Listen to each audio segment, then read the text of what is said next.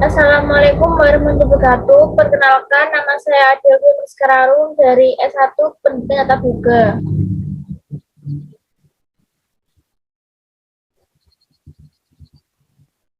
Assalamualaikum warahmatullahi wabarakatuh. Perkenalkan, nama saya Mirdadi Aistianingrum. Saya berasal dari pendidik D3 Tata Boga.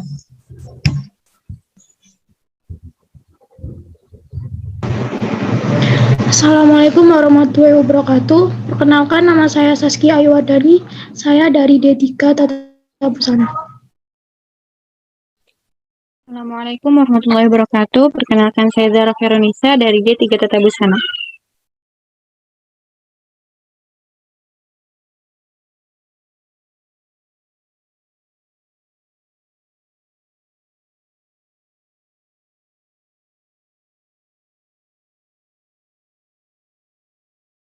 Pendidikan agama adalah hal yang paling krusial bagi pertumbuhan dan perkembangan, yakni agar menjadi anak yang soleh dan soleha. Sebagaimana diketahui, pendidikan adalah suatu sarana tuntunan dari setiap individu untuk meraih tingkat kedewasaan atau pemahaman, sehingga ilmu didapat mampu diimplementasikan dalam rangka pembentukan karakter nilai multikultural dan mengarahkan jalan hidup menjadi pribadi yang baik.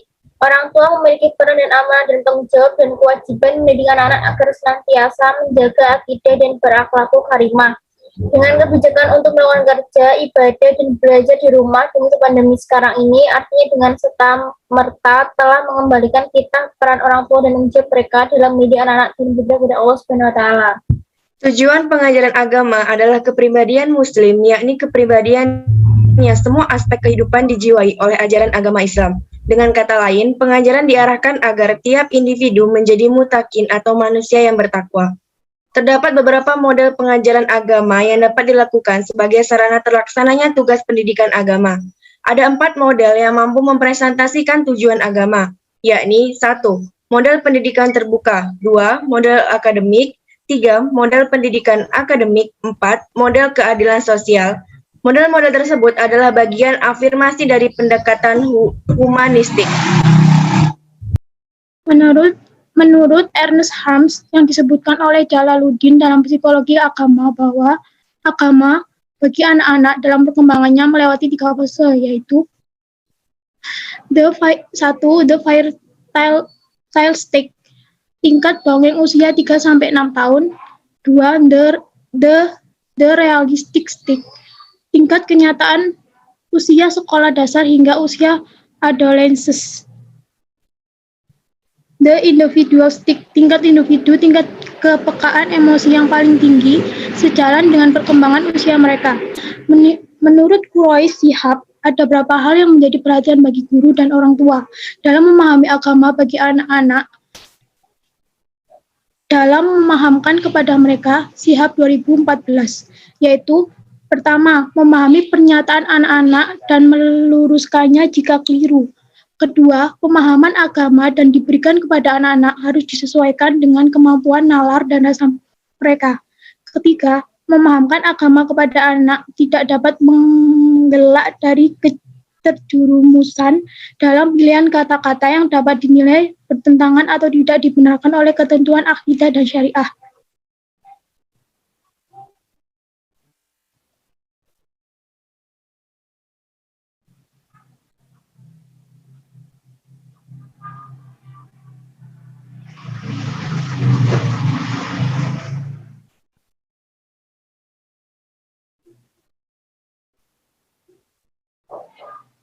Keempat, keyakinan tentang kebenaran satu ide oleh pihak yang diyakinkan dapat berhasil dengan berbagai cara selama sesuai dengan sikap yang diyakinkan. Kelima, ditanamkan kepada anak bahwa kemampuan menaruh sesuatu dan membuktikan kebenaran tidak sama dengan kemampuan menggambarkannya dalam benak. Berdasarkan hal tersebut di atas, membangun sisi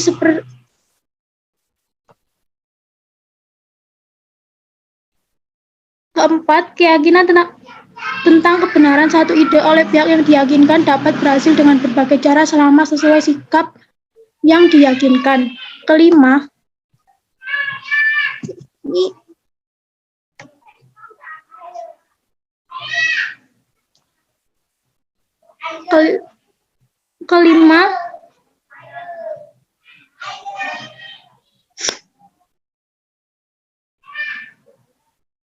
Kelima, ditanamkan kepada anak bahwa kemampuan menalar sesuatu dan membuktikan kebenaran tidak sama dengan kemampuan menggambarkannya dalam benak. Berdasarkan hal tersebut, di atas membangun sisi spiritual, anak merupakan hal yang tidak bisa dipandang sederhana. Kompleksitas dari spiritualisme anak merupakan hal yang perlu menjadi perhatian utama, karena dengan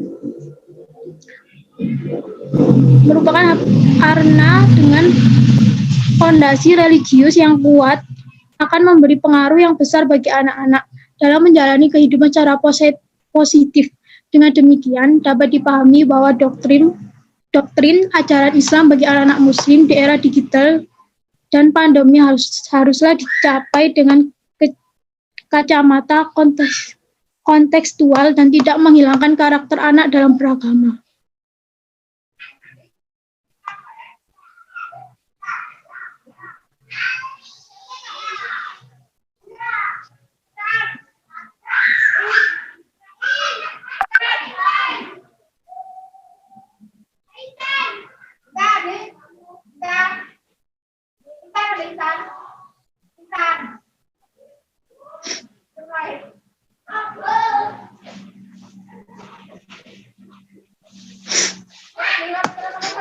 Tujuan penelitian ini adalah memberikan wacana nalar deskripsi dalam bentuk konstruksi pengajaran agama di tengah pandemi COVID-19 bagi anak-anak, remaja Muslim yang syarat dengan budaya digital dan melek teknologi.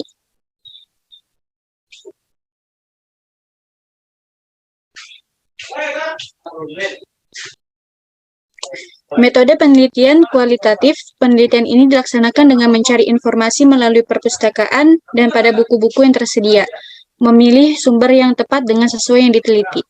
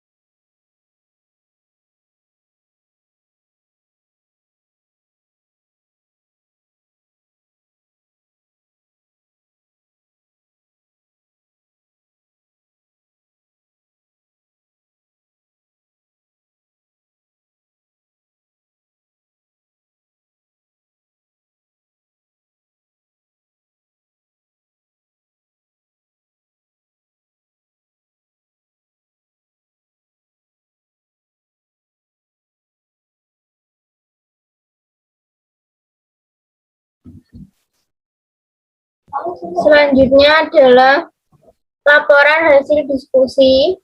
Tuliskan masalah yang ditemukan dalam materi dan jurnal yang telah disusun bersama kelompok kecil.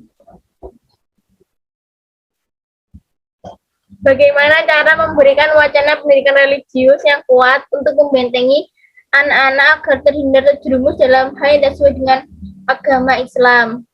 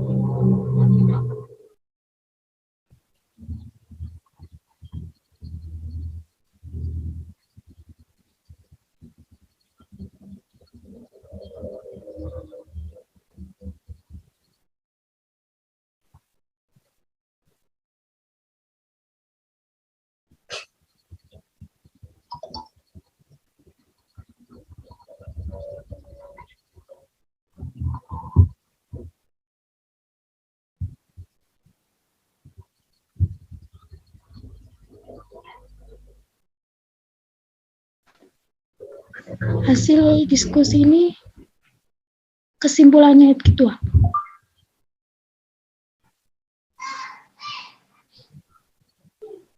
Hasil diskusi dari tuliskan masalah ini. Jawabannya.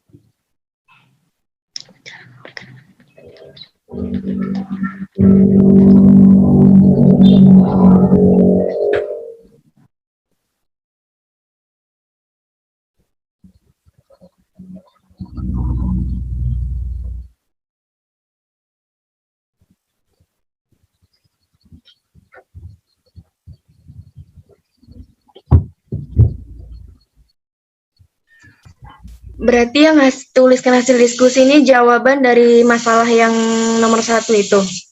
Iya. Kalau nomor 1 itu kan bagaimana cara memberikan wacana pendidikan religius yang kuat untuk membentengi anak-anak agar terhindar terjerumus dalam hal yang tidak sesuai dengan agama Islam. Kalau menurutku sih, gimana ya cara jelasinnya? Kan dari materi itu kan yang membentengi anak-anak awalnya itu kan didikan dari orang tuanya ya. Iya. Enggak. Bentar.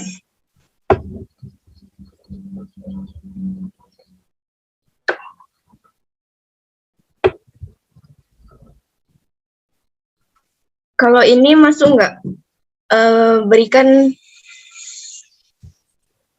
Diberi contoh terlebih dahulu terutama tuh dalam lingkungan keluarga. Orang tua memberikan contoh gitu ya. Iya. Orang tua memberikan contoh.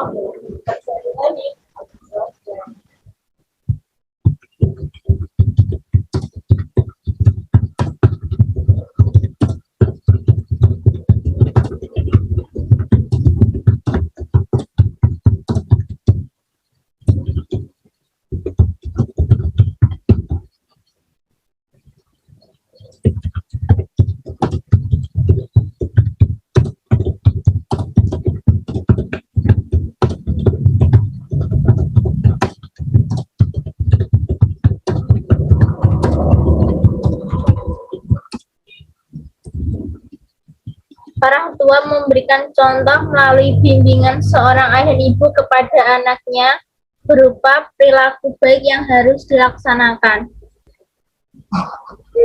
Iya, boleh. Terus kalau ini gimana? Dimulai dari hal yang sederhana dulu dan enggak memaksakan anak itu tuh harus langsung mengerti gitu loh. Iya, Itu gimana kata-katanya? dimulai dari hal yang mendasar,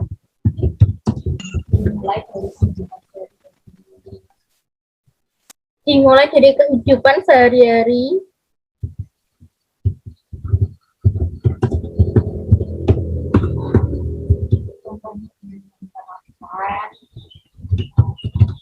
contohnya dengan menerapkan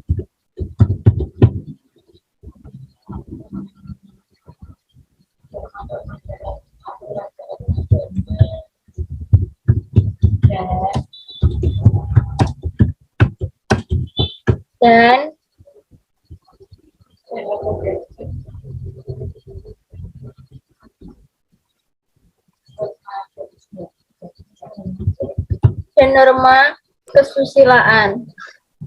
Dan norma-norma agama. Boleh. Dan norma sosial.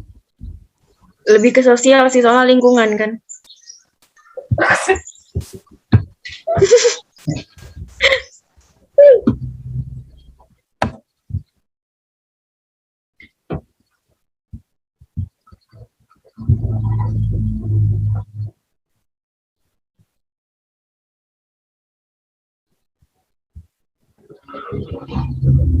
Sudah ya?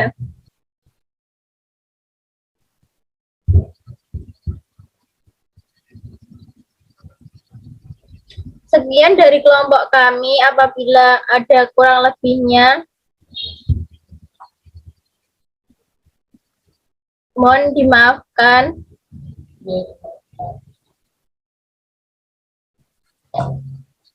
Wassalamualaikum warahmatullahi wabarakatuh.